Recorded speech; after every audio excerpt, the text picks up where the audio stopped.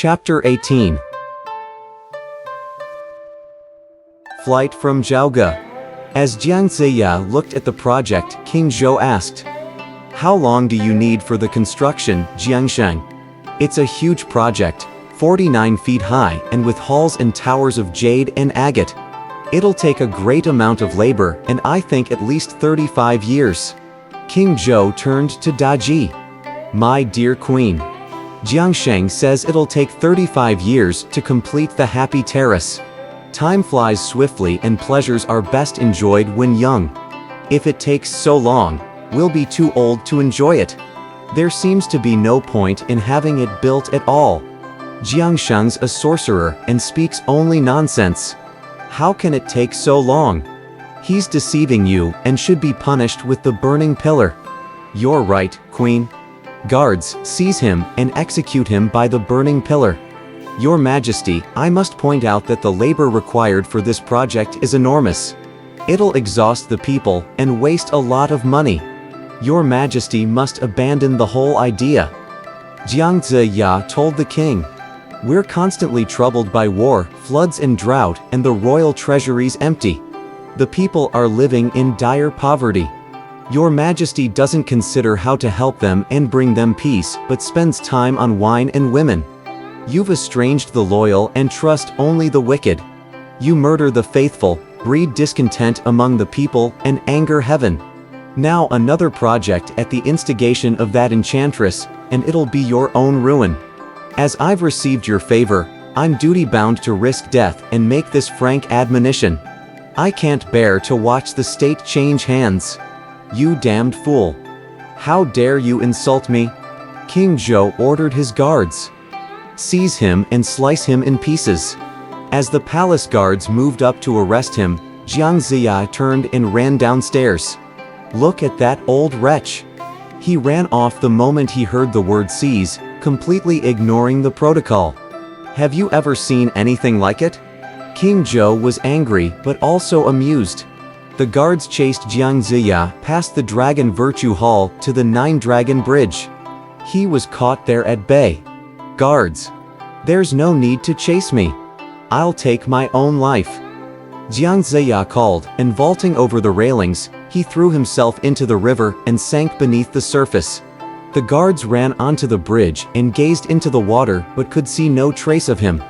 Little did they know that Jiang Ziya had mounted an invisible water cloud and flown away. The old clod got off lightly. King Zhou commented when he learned that Jiang Ziya had drowned himself. 4 guards were leaning over the bridge gazing and sighing when Supreme Minister Yang Ren entered the palace and saw them. "What are you looking at?" he asked. "Junior Minister Jiangsheng just drowned himself in the water here." "Why?" Yang Ren asked again. "We don't know, sir." Yang Ren went on to his office in the palace to read documents and reports. Meanwhile, King Zhou was still discussing with Daji as to who should be the overseer of the Happy Terrace. "I should think that no one's fully qualified to take up the task except Cheng Hohu," Daji said thoughtfully. King Zhou immediately approved the recommendation and ordered the secretariat to summon Cheng Hohu to Zhaoge. When the messenger reached the secretariat, he met Yang Ren. What did Jiangsheng do to have offended the king that compelled him to commit suicide? Yang Ren asked. His Majesty appointed him to supervise the construction of the Happy Terrace, but Jiang spoke against him, and he ordered Jiang's arrest. When the palace guards tried to seize him, he ran and drowned himself in the river. "What's this Happy Terrace?" "It's a project designed by Lady Su. Extravagant buildings are to be constructed on a terrace 49 feet high. His Majesty's now appointed Cheng Hohu as supervisor. I can't bear to see him behave like an ancient tyrant and the country fall into ruin. I hope you'll petition him to give up this project. If you can save the people from the project and relieve the merchants from crippling exactions, your kindness will never be forgotten. Don't publish the appointment for the time being. Wait until I've seen His Majesty. We'll see what we can do then."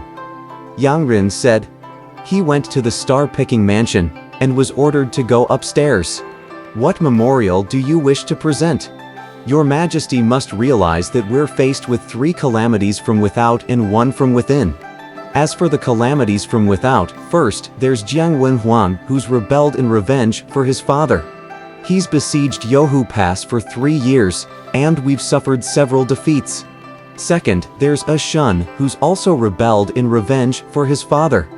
General Deng Zhougong's been fighting him at Saishan Pass, in a bitter war that's emptied the national treasury. Both the people and soldiers have lost hope. Third, Grand Tutor Wenzhong's expedition to the North Sea District has already lasted 10 years without achieving a final victory. As for the calamity from within, it's clearly seen by all. You're completely bewitched by your concubine and deceived by the minions. As a result, many of the loyal have met cruel deaths. Now you're planning to carry out a massive project that will only further threaten the peace of the country. I beg you to give it up and please the people. Otherwise, you'll lose their support and inevitably be faced with doom. What a pity it would be for the 600-year-old Shang dynasty to fall into the hands of someone else. Yang Ren said bluntly. On hearing this petition, King Zhou cursed furiously. You damned wretch! How dare you insult me so? He immediately ordered. Royal guards, take him downstairs and gouge his eyes out. Out of consideration for his past service to me, I'll let him off lightly this time. Though I can bear the agony of having my eyes gouged out. Yang Ren warned him. I'm afraid that the marquises of the kingdom may be unable to bear the sight of my suffering. Carrying out the orders, the guards took Yang Ren downstairs, gouged out his eyes, and presented them on a tray to the king. Yang Ren was a very loyal minister. Even though he had lost his eyes, his loyalty remained unchanged. His bitterness rose to the sky and drifted to Master Virtue of the Pure Void in the Purple Sun Cave on Mount Green Peak. The master realized what had happened and immediately ordered his yellow-scarved genie. Rescue Yang Ren and bring him here at once. The genie flew straight to the star-picking mansion and, using 3 gusts of fragrant magic wind, raised a violent dust storm. Yang Ren's body disappeared in the whirl of dust. King Zhou had run inside to protect himself from the sand and stones. When the wind subsided, the royal guards came to report that Yang Ren's body had disappeared during the storm. The same thing happened when I was about to execute the 2 princes. It's a commonplace occurrence nowadays and nothing to wonder at. King Zhou said, and turning, said to Daji. Yang Ren deserved death for his insolent admonitions. Cheng Hohu must receive my order of appointment with all speed.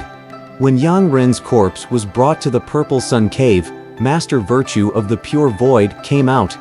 He placed 2 celestial elixirs into the empty eye sockets and then blew a celestial breath into Yang Ren's face. Yang Ren, rise up! He shouted. Yang Ren came right back to life. From his empty eye sockets sprouted 2 small hands, each with an eye in the center of the palm that enabled him to see the scenes and secrets of heaven and earth and everything in the world of men. He stood before the cave for a long while, pondering over his new form, before he noticed a Taoist beside him. Your Reverence, is this the world of the dead? He asked. No. The immortal replied. This is the Purple Sun Cave on Mount Green Peak, and my name's Virtue of the Pure Void. As you bravely confronted King Zhou in order to save the people from suffering, I took pity on you, brought you here, and restored you to life, so that you can help found the new Zhou dynasty. Yang Ren bowed and thanked him, saying, You're so kind. I'll never forget your generosity. Allow me to be your disciple and serve you throughout my life. After that, Yang Ren stayed on Mount Green Peak until he was sent down to break the plague trap. King Zhou, meanwhile, had appointed Cheng Hohu to supervise the building of the Happy Terrace.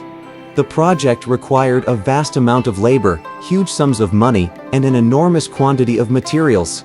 Armies of laborers had to be conscripted from all over the land to transport timber, clay, tiles, bricks, and other materials. The rich could hire substitute laborers, but the poor had no choice but to endure exhaustion and even death. The people lived in fear and uncertainty, and many fled the country to settle elsewhere. In addition, Chung Ho-hu treated people so cruelly that vast numbers of young and old died of exhaustion and were buried in the foundations of the Happy Terrace. But let's now talk of Jiang Ziya. Fleeing the palace, he returned to Song Yiren's mansion and met his wife. "Welcome home, my husband minister." She greeted him joyfully. "I've already given up my post." He told her bluntly and explained what had happened. He added, "I don't consider King Zhou my real master. Let's go to West Qi and wait there for my luck to turn. When the time comes, I'll be appointed to the highest rank and be able to use my genius and talent to its fullest. It's only by luck that you were made a junior minister. You should have appreciated the great favor bestowed on you by His Majesty and exerted yourself in the construction of the Happy Terrace. Moreover, as supervisor, you would have had plenty of money and material at your disposal to bring some home from time to time. How could you have opposed the king so recklessly? You're simply destined to be nothing but a paltry magician." Madame Ma said contemptuously. "Wife, take it easy. In that junior post, I couldn't make use of my talent nor achieve my life's ambition. You'd better pack up and come with me to West Qi. I'll soon be made prime minister, and you'll be a first-ranking lady, wearing jade pendants and a pearl coronet." Madame Ma laughed.